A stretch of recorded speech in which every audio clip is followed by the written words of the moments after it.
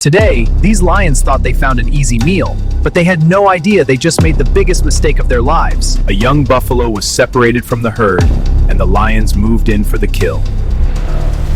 The pride believed the hunt was already over. But something powerful was coming from the horizon. The buffalo herd had returned. And they were not running away. They were charging for revenge. One massive buffalo launched a lion straight into the air. The hunters suddenly became the hunted. The buffalo surrounded the lions, protecting their fallen member. One by one, the lions retreated.